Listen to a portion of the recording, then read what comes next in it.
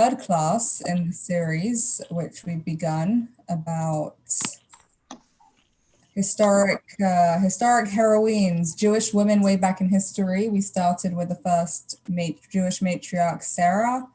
Then we moved on to Rebecca, and now tonight we're going to be looking at the last two of the four matriarchs who are Leah and Rachel. So the story goes of a Jewish couple who were having some marriage difficulties. Sorry, before I continue, I'm just gonna ask if you could please mute yourselves if you aren't muted, just so that we can reduce the background noise. Again, I love the questions, comments, any type of interaction. If there's something that you want to say at any point, feel free to unmute yourself and ask your question or share whatever it is. This is just to benefit everybody. Okay, so back to our couple. They were having some trouble in their marriage and they came to see a rabbi to discuss their problems. So the rabbi looks at the two, the husband and the wife, and he says, okay, would you like to explain what's the problem, what's happening? So the wife said, I don't understand. We agreed on a very simple arrangement at the beginning of our marriage. I told my husband that all the big decisions I give him to make, and I'll take care of all the small decisions. I thought it was wonderful. I thought it was a perfect compromise. So the rabbi said, yeah, that sounds very good. So what's been going wrong? The husband says, well, the big decisions that she's left to me are, what should we do about global warming? How do we take care of the big conflicts in different countries? And the small decisions about which house to buy and where to send our kids to school, those are the decisions that my wife has taken. So obviously, this is just a cute, funny anecdote, which brings out a very important point that big decisions, small decisions, the question is how much they're impacting you personally in your day-to-day life, and how do they change the course of what's coming next as you look forward to the future. So when we look at our matriarchs and we think about some of the situations that we've discussed between Sarah and her husband Abraham, and between Rebecca and her husband Isaac, we see that there were certain decisions that were taken according to their guidance and according to their influence, which may not seem on the surface to be such dramatic turning points, but really had a very major impact on the course of history for Jewish people up until today. We're going to continue to see that with many of the other women that we will be exploring and looking at. So let's move forward tonight with Rachel and Leah. Before we start talking about their story, I'd like to just start with a few questions just to get ourselves thinking a little bit, to get our minds working on the topic that we are going to explore. I'd like to welcome our newest participant. I hope you can hear us. Is that Gretchen? Okay, welcome. We just started a few moments ago. So the question is as follows. I'm not going to be asking you to share this. This is just to get us into, just to get us thinking about the topic. So if there were two character traits that you would say people readily identify you with, okay? If I would ask somebody to describe you, there would be these two obvious things that they would say about you. I'm sure there would be more than that, but let's say just two. What would be the first two things that would jump into your mind that people associate very strongly with you? Okay, you could just think about that. Two character traits that people think of when they think about you, when they meet you, when they talk to you. Now, on the flip side, I'm going to ask you, is there anything about yourself which you feel is a strong part of you, or you feel is a characteristic, a character trait that defines you in some way, which most people that know you are completely unaware of?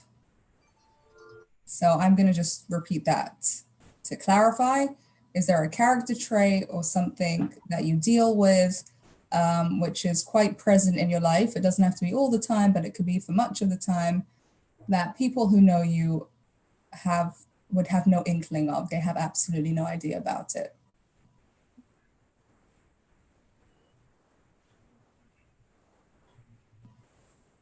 Okay, and a final question, which I would like to hear your thoughts on verbally. Do you think that it would be ideal for people to be able to know or understand those things about you that are not readily apparent? Or is it better for there to be, parts of us which are obvious to others or shared with others, and then there's the other parts which are more hidden, more concealed? It could depend. I'd like to hear your thoughts, what you think. So again, would you rather, I'm just going to turn the question around a little bit. When you meet other people, when you see other people, the people that you know, would it be better or beneficial or more desirable in any way to be more easily aware of things that are usually hidden? Or is it better the way it is like this, that there are parts that we know and there are other parts that are not shared with us? If you'd like to comment, please feel free to unmute.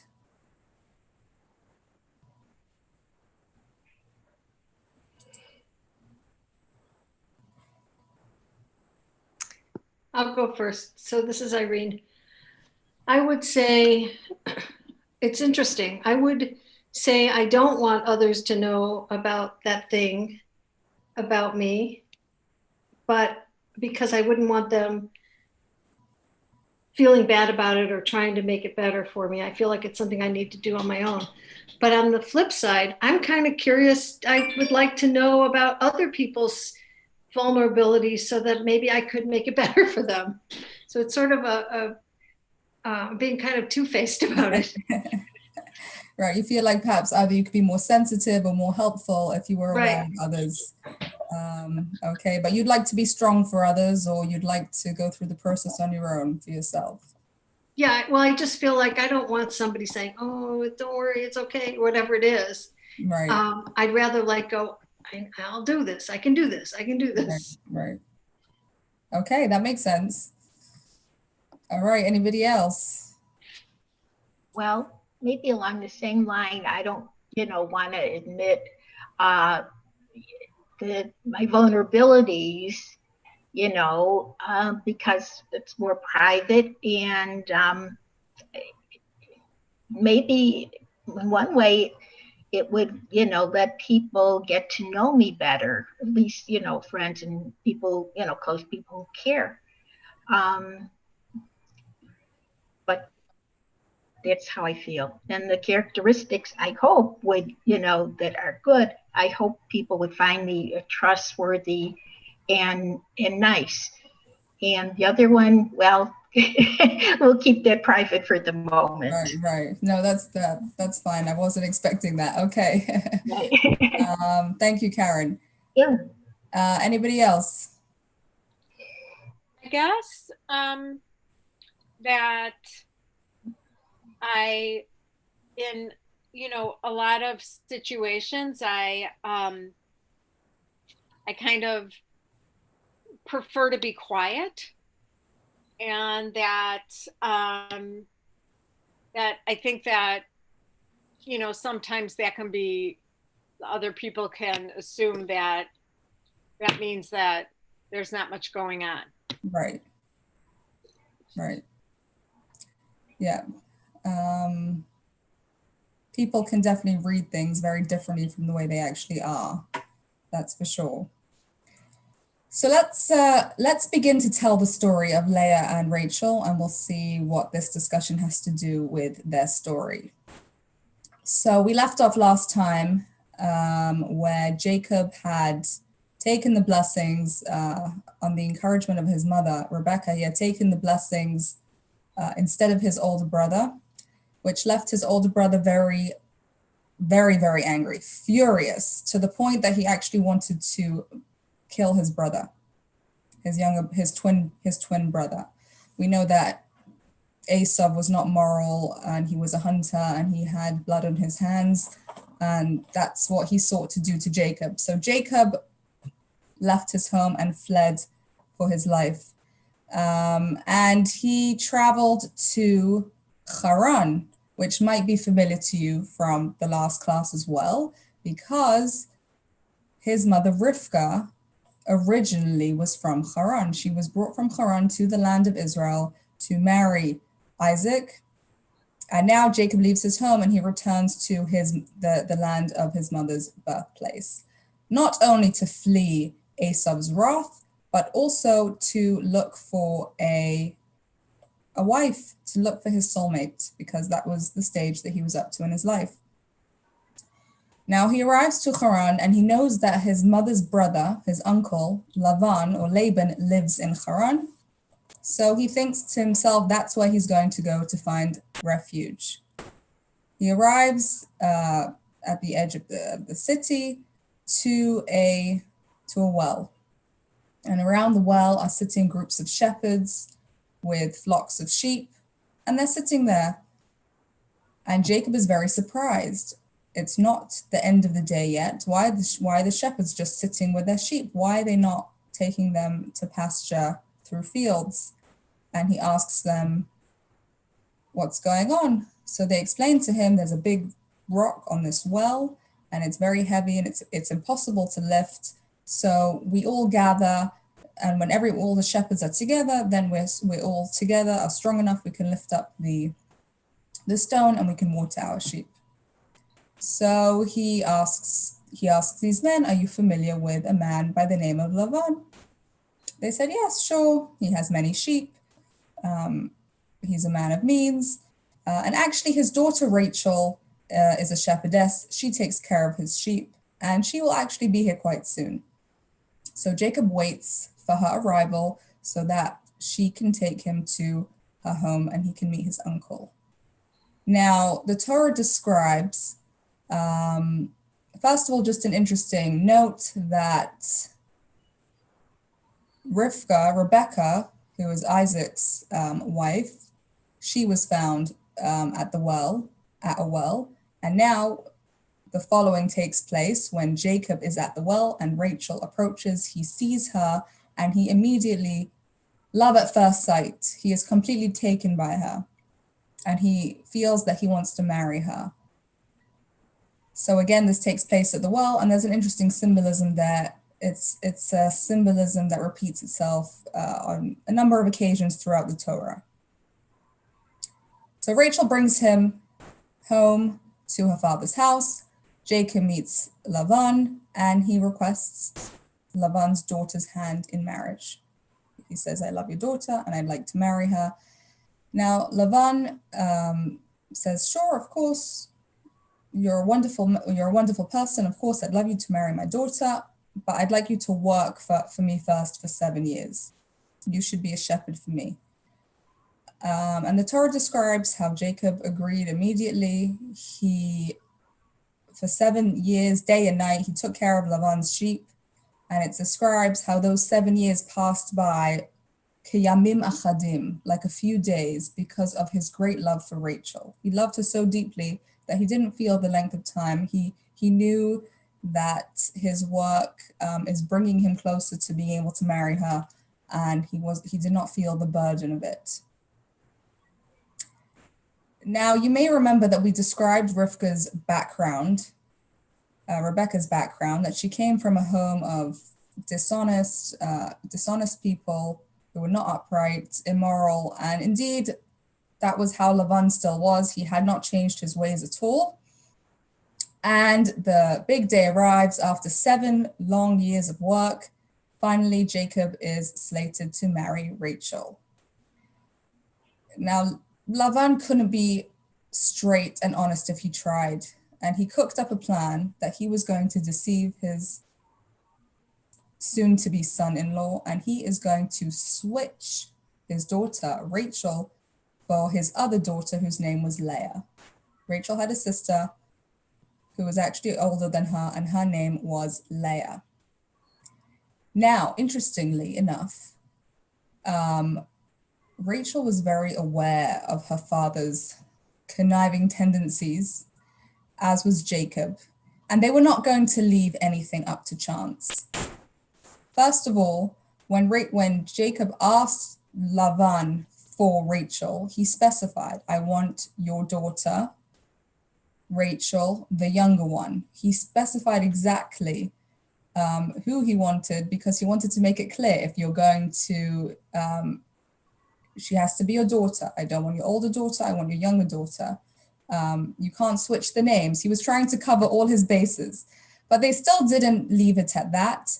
Rachel and Jacob actually prepared a prearranged code that Rachel was to give to Jacob at the marriage ceremony, so that Jacob could be certain that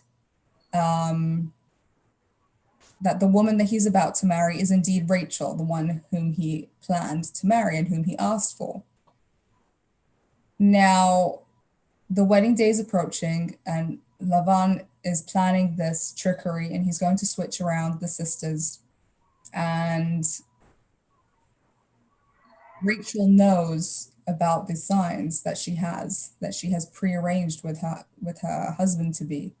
And as the day is coming closer, she says to herself, I just can't do this. I just cannot go through with this. The humility that my sister is going to experience at the wedding when Jacob comes along and he requests those signs, and she is not going to know. And through no fault of her own, she's being forced into this. She's not the one who's changing things around. Her father is causing these problems. And even though Rachel knew that this was that this code was the only way that was guaranteeing that she would end up with Jacob, and that if she gives the code away, she's going to be sacrificing marriage to Jacob, who, as Jacob loved her, she loved him. She wanted to marry him as well. But because of her compassion and her sensitivity and her sense of consideration for her sister Leah, she said, I'm going to sacrifice this. I'm going to sacrifice my marriage to this man. And she gave away the signs to her sister Leah. So when the wedding day arrived and Jacob asked for those signs, Leah was ready. She gave him the signs, and Jacob thought that it was Rachel, and he went ahead with the marriage. Yes, Susan, you wanted to say something. I was going to ask, just to clarify, was there some reason that nobody else wanted to marry Leah? Did she have a deformity? Was she, past her prime? Was there something about her that she was not desirable to other people? Okay, so the next part of the class is actually going to address exactly this. Sorry. No, you're right on point. It's great.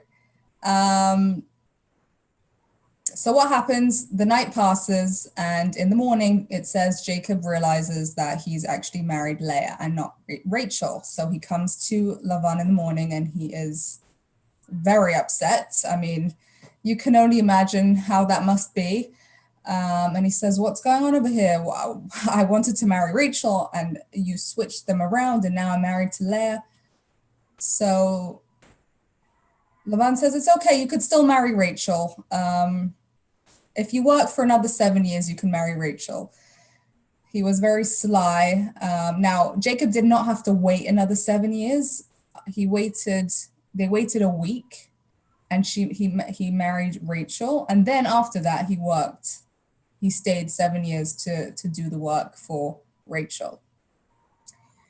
So we have these two girls. They actually were twins, Leah and Rachel. Leah was the firstborn twin and Rachel was the secondborn. Okay, now familiar, we have Esau and Jacob, who are also twins. And it was talked about that you have these twins, you have a set of boys and you have a set of girls, they're cousins. Let the older twin marry the older twin boy marry the older twin girl, and the younger twin boy marry the younger twin girl. So that would be Esau, the wicked twin, to Leah, and Jacob, the righteous one, to Rachel. Now in the Torah, it actually describes the two daughters of Lavan, and it says, Ula Lavan shte banot, Lavan had two daughters. One was Rachel, Yefat To'ar Vifat Mar'eh. Rachel is described as beautiful. Her face was beautiful. She had an attractive appearance. And Leah is described as Ve'enei Leah Rakot. Her eyes were weak. Why were her eyes weak? Her eyes were weak from constant crying and weeping. Why was she crying and weeping? She heard about this talk about the older twin marrying the older twin, the younger twin marrying the younger twin. So she went to find out, who is this man? What is he like? And the Medrash describes how she heard people saying at the crossroads, she would ask people, how does the elder one conduct himself? And she was told, he is a highway robber, he's a wicked man. And she asked, how does the younger one conduct himself? And she was told, he is a righteous man. He sits in the tent and he studies and he's very wholesome and very wonderful. And when she realized that she is being pushed to marry this this wicked, immoral, murderous man, she was devastated. She was a fine young lady. Yes, her father was Laban, but she was upright. She was honest, she was refined, she was not like her father, and she was not looking to marry a man like Esau. But it seemed like this was going to be her destiny, and she was completely broken by it. So she cried about it, and she prayed to God incessantly that she shouldn't have to marry this man. She would rather marry a man like Jacob. Now, there's an interesting question. Why was it that there was this destiny for Leah to marry this wicked Esau and Rachel to marry Jacob? And we see this from the differences between the names of Rachel and the name Leah. Okay, Rachel means a ewe, a sheep. Okay, a sheep is white, which represents purity. A sheep is a very calm, placid, agreeable animal. So Rachel represents this purity, this obedience, this goodness.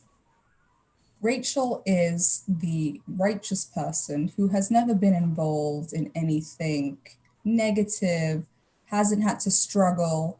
That's Rachel. Leah, who's the one with the tears and with the crying, that represents somebody who is doing teshuvah, who is returning, who is repenting, who's regretting past mistakes. Leah is somebody who has dealt with things that are outside of holiness and goodness and wholesomeness. So because Leah had this ability to reach beyond and have an impact on things, that are outside of holiness, she was seen as somebody who had tremendous power and ability to have an influence on Esau. And the hope was that through marrying Esau, she would have a tremendous impact on him and influence him to reverse his ways and to improve. I don't know if we mentioned this last week, but Esau's soul originates in a very high source spiritually. There are ways to explain how it happens that a lofty spiritual soul can end up as a criminal and a murderer, which we're not going to go into right now because unfortunately we don't have the time. So he had a certain lofty potential, which wasn't being manifest. And Leah was hopefully going to be the one to draw that out and make it a tangible reality. But the truth is that at the end of the day, while Leah had this ability deeply within her, she didn't manage to bring it all the way out into actual effect. And that's why she really did not want to marry Esau. She wanted to marry a holy, good man. She wanted to marry Jacob. This explains to us a very strange thing that we are told in the Torah, which is that Jacob, it says Jacob loved Rachel more than he loved Leah. And we see throughout the story how Leah constantly feels second fiddle. She feels rejected by her husband. She always feels like the less desired and unloved wife next to her younger sister, Rachel. When we look at the names that she gives to her sons, the first name, Reuven, is from Ra'ah Hashem, that God has seen my suffering, her suffering that she is not as beloved as Rachel. The same thing with her second son, Shimon, and then Levi. Levi means connection and accompaniment. She's saying, now that I've given birth to 3 sons, my husband should be more connected to me. So many of the names of her sons are expressing this constant feeling that Leah had. And it's quite surprising when we think about Jacob, who's been described as such a wonderful, upright, spiritual, godly man. How can it be that he would cause Leah to feel this way? And why was, which is a bit similar to the way you worded your question, Susan, why was Leah being overlooked? We just said that she was an upright, fine, good, wonderful person. Because Jacob was also of the same type as Rachel in the sense that he was a completely righteous man. He was always immersed in holiness. He was always immersed in goodness. And naturally, he was drawn towards somebody of the same type who also was never outside of that realm and never entered into negativity or struggle or anything like that. So that's why Jacob was drawn to Rachel and he was not drawn to Leah. Not because she was deficient, but because Jacob's spiritual makeup lent itself more to the spiritual makeup of Rachel. But there's something very interesting, because while it was difficult for Leah and she did struggle and she had to live with that battle and that feeling of being less than next to her sister, if we look at the rest of the story, Rachel was not able to have children for many years. Leah began to have children right away, and she actually gave birth to majority of the 12 tribes. Rachel gave birth eventually to 2 of the 12 tribes, and Leah had six sons, the first 6 of the 12 tribes. So after all that struggle, Leah did end up with that advantage over Rachel in that sense. Another advantage that she attained was that Rachel, unfortunately, died young during the birth of her youngest son. And Leah lived to a long, healthy, ripe old age and spent many, many more years as the wife of Jacob. And hand in hand with that, Rachel was buried on the side of the road alone in a place in Bethlehem, while Leah merited to be buried together with her husband in the cave where all the patriarchs and matriarchs are buried. So for eternity, in a spiritual sense, she was together with her husband, Jacob. So while the road was rocky and difficult and painful for her in the beginning, we see that she attained certain things that the more beloved wife and the first love, Rachel, was not able to achieve. And we see something very, very remarkable about Leah as well.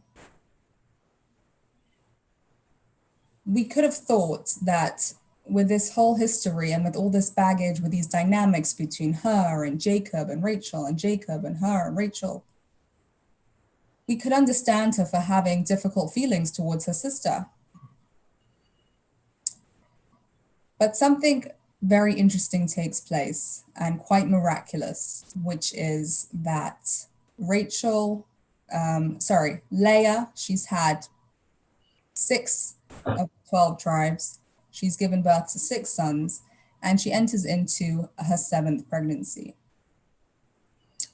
Now, at that point, she had given birth to 6 sons, and what happened was that just as Sarah had done, Rachel, when she realized that she was unable to have children, she offered her maid as a wife to her husband Jacob, that they should have children, and that would be considered Rachel's own children. And following that, Leah did the same thing with her maid. So Jacob ends up with 4 wives, the primary wives, Leah and Rachel, and then the 2 maids, Bilhah and Zilpah. So Leah has 6 sons, Bilhah has 2, Zilpah has 2. So that is 10 sons. Now Leah knew that Jacob is destined to have 12 tribes. There are going to be 12 sons altogether, and that's going to be 12 tribes. And she's having her 7th child, and she fears that her sister Rachel is going to have less tribes than the 2 maidservants, Bilhah and Zilpah. Okay, she says this child, she had a divine inspiration. She knew that she was going to be having a son, and she realized that her sister Rachel is going to feel extremely pained and inferior and shamed if she would only be able to have 1. Not only is Rachel not having as many tribes as Leah is, but she's having even less of the tribes than the 2 maids, Bilhah and Zilpah. So Leah actually prays to God that God should give her a daughter, so that Rachel can give birth to 2 tribes and be equal to the other maids. And indeed, in a miraculous way, God changes the gender of the baby, and Leah gives birth to a girl whose name is Dinah. Dinah for judgment, because Leah made a judgment about changing this baby. So again, a very unbelievable display of compassion and kindness and sensitivity, in a way that really broke the natural order, because she realized her sister's situation and the pain that she would feel.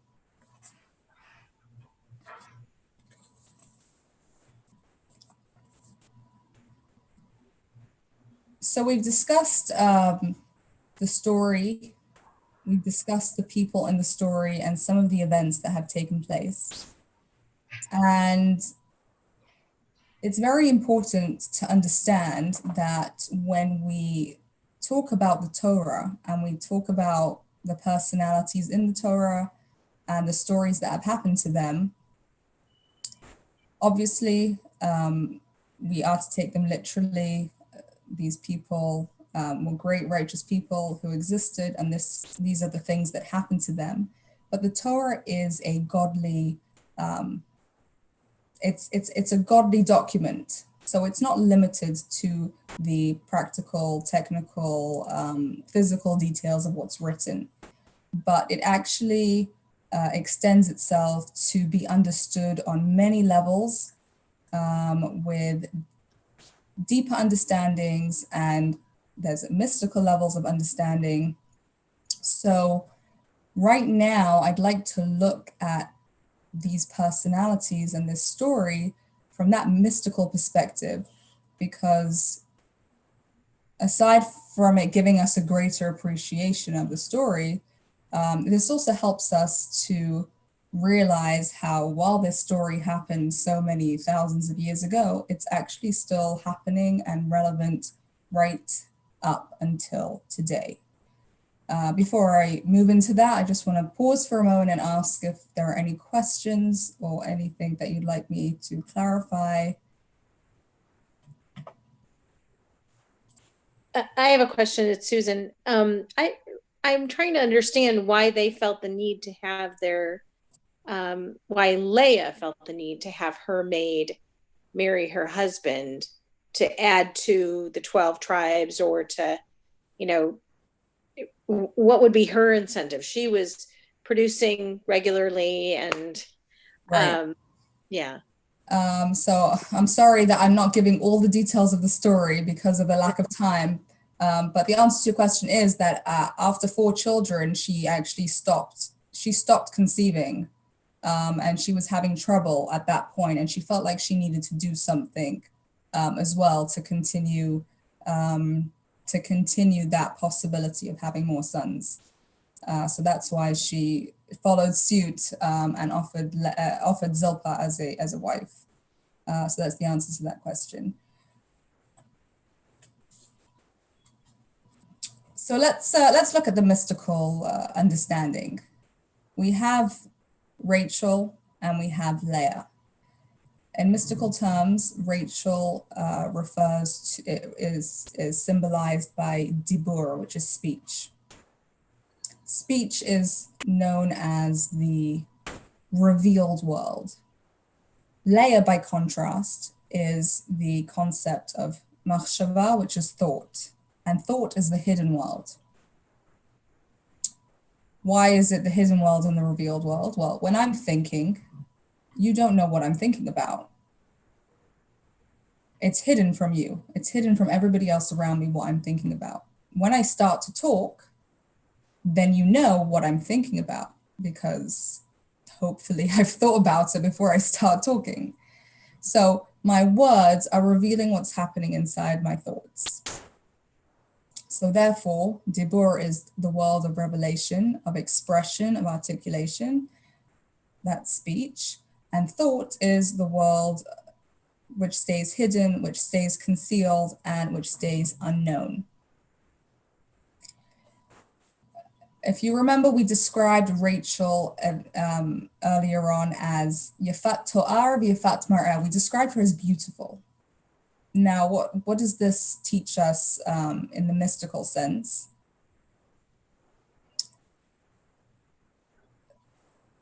There's a certain way where you have the thought that's easily expressed by the speech. The thoughts and the speech, they're quite in sync. They flow smoothly one from the other. The thought has circulated in the person's brain.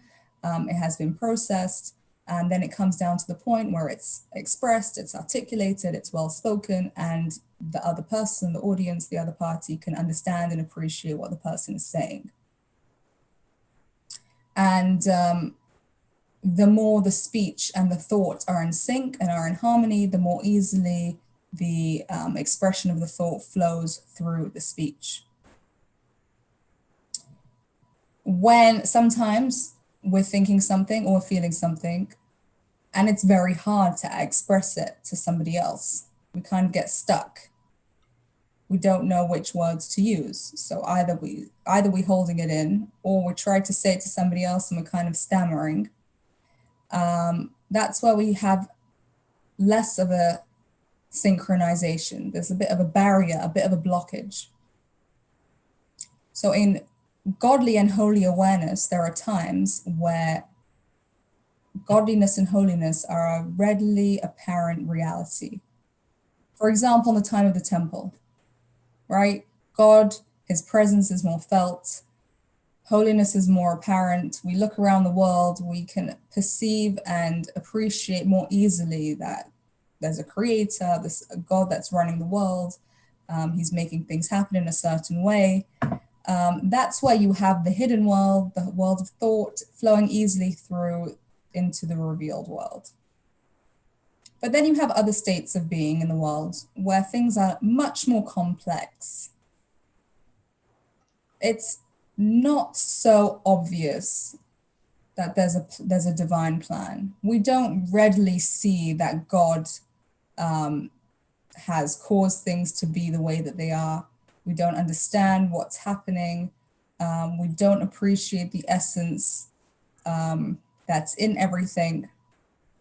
That's when we have this sort of barrier, because obviously the godliness does exist. God is here, but we're not absorbing it. We're not relating to it readily. So we sort of have that barrier between the world of thought and the world of speech. And we'd like to try and bridge that gap, but it can be very challenging. And it can be very challenging not only necessarily because there's a blockage, but also because sometimes the godliness or the essence is much too lofty for us to even grasp in a tangible way. I'll give you an example. My daughter was a few months ago. She was watching. She's watched our wedding video on occasion, and it comes to the chuppah, the marriage ceremony, and the videographer is looking for emotional and meaningful shots, and he zooms in onto my sister who is watching me and my husband under the chuppah, and she's crying. And my young daughter is watching the scene, and she doesn't understand. It's a wedding, it's happy, it's so joyous. Why is my sister crying? And I'm trying to find the way to explain to her that tears are not only tears, obviously you can cry when you're sad, but also when you're very happy and you can't contain the emotion, it's just too much for you to handle, that can also cause tears. So sometimes we have that situation where the essential experience, the emotion, the thought is too much and too lofty for the words to express them and to communicate them.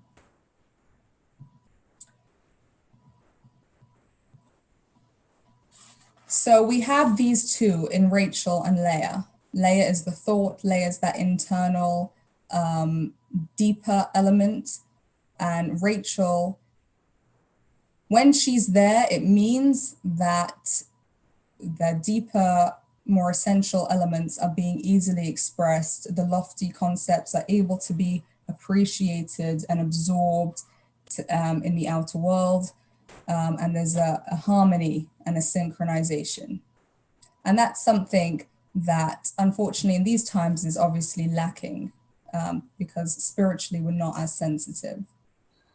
And this is also something that we have within ourselves. We have the Rachel and we have the Leah. We have that beautiful, yafat ta'ar, yafat mar'eh, those things about us that are attractive, that people are drawn to, that we ourselves like about ourselves, whatever that particular characteristic might be. And hopefully, and definitely there are many of those. And then we have those the layer elements within us, those parts of us that are much more complex. Perhaps we don't always fully understand them. We grapple with them, we struggle. It's hard for us to get a handle on them. They're not revealed to the outside world, and they're not always so obvious to ourselves what exactly they are.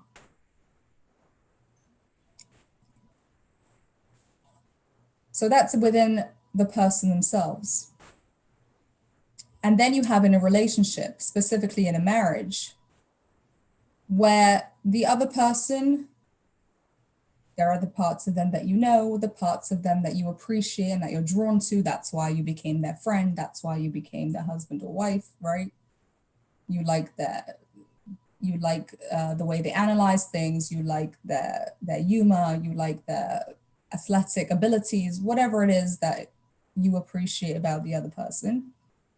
And then there's those parts of the other person that you're not really aware of, or perhaps if you're closer to them, you know a little bit about, but you don't necessarily understand. Let's start with a couple who are newly married. They're just in the first years of their relationship. All they know about each other and all they can think about is how much they appreciate and love and admire all these different things. And they think that their spouse is the most wonderful person the planet has known. And then one day, one of the partners says something or does something or reacts to a situation in a way that is completely out of character, astonishing, unexpected. And you think to yourself, 1 second, what's going on over here? You're not even making any sense. Why are you doing this? What happened? What happened over here? So there's the part of the person that you know, and that's what drew you to marry them. There's the part of the person that at first you don't really know. So when we think about Jacob married to Rachel and Leah, metaphorically, it's really one person. Jacob is married to one person, both the Rachel and the Leah. And when it says that Jacob doesn't really like Leah, he loves Rachel far more than he loves Leah, because as people naturally, we like those characteristics that we're drawn to. We like those openly beautiful and wonderful character traits and personality. The parts of a person that are more complex, that are more difficult, we're not so drawn to. We'd rather not deal with that. And sometimes that's true also within ourselves. We'd rather just ignore a difficulty that we have or a struggle that we face because it makes us feel badly about ourselves, or it's just too much for us to handle. So in a metaphorical sense, Lavan has to come into the picture and trick Jacob into marrying Leah, because if the metaphorical Jacob would have a choice to marry a woman who's completely good and has no deeper elements that are complicated, then he'd rather not deal with it. Don't give me Leah, I just want the Rachel, right? And it's like that in both directions with spouses. There's a custom that we have at weddings, which I'm sure you're obviously familiar with, which is that the bride has a veil over her face, the groom places a veil over the bride's face. And in many communities, there are many places where the veil is quite thin and it's translucent, you can see through, and there are a number of communities where the veil is very thick and you cannot see anything. And I actually remember at my own wedding, I had a thick veil, couldn't see anything, and I was led by my mother and my mother-in-law to the chuppah. So we walk from the hall, up the stairs, down the path towards the chuppah. I still sort of had my bearings, but then I came up onto the platform for the chuppah, and we have a custom to circle the groom 7 times. By the time I was finished, obviously I'm being led by my mother, my mother-in-law, and other parents and grandparents. By the time I was finished, so at the end I had to end up standing next to my husband. But I had no idea where to, when the circle stopped going around, I had no idea where to go. I had no idea where he was standing. I had no idea which direction I was facing because I had been going around in circles. Anyway, they helped me out and it was all fine. But what's the reason? Why does the groom cover the bride's face? What's the significance of it?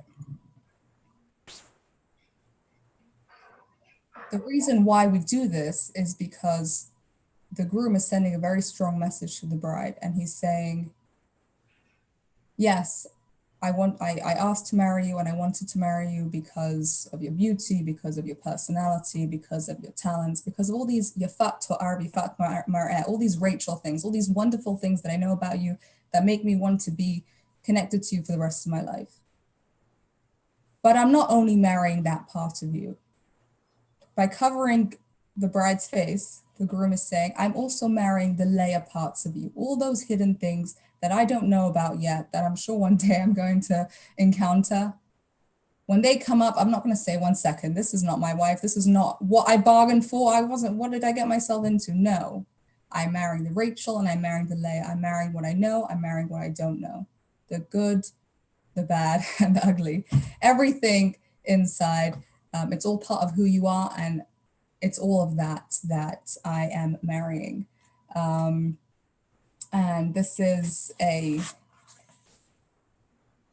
special message for us to, first of all, in the marriage relationship, when there are things that come up that are not quite the way we like, and also in our connections with any meaningful connections that we have, as parents or as friends or as mentors, or any way that we come in contact with people, to accept and embrace the whole person, both the parts that we understand and we connect with and we relate to, and both the parts that leave us scratching our heads and feeling like we just don't understand why you feel like this, or why you react like this, etc.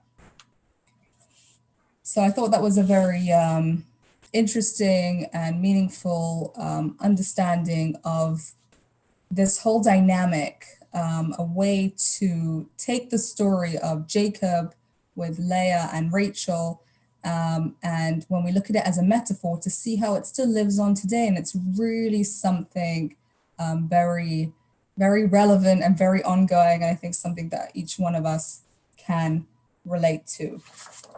And of course, just to throw back the tremendous lesson that we can take from Rachel, the extent that she was willing to go for her sister's dignity, that her sister should not be ashamed, should not be embarrassed.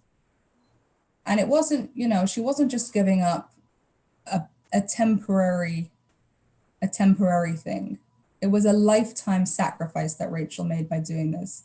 And it can help us, give us an idea of how far we should go when we want, in helping somebody else save face, or helping somebody else to not be ashamed or not be embarrassed. And as we mentioned in past classes, all of these traits and all of these wonderful qualities that we learn about and we see in our matriarchs, as they are our mothers, so that spiritual DNA is passed on to us up until today. And these are strengths that we can take from them into our lives, even as we live in a very modern, contemporary world, which, physically is completely far removed from their reality. I hope you learned something new tonight, and you got some insight into the lives of Jacob, but especially Rachel and Leah. Obviously, there's more to talk about their sons and the influence they had over there. But because of the constraints of time, we're going to pause over here. Please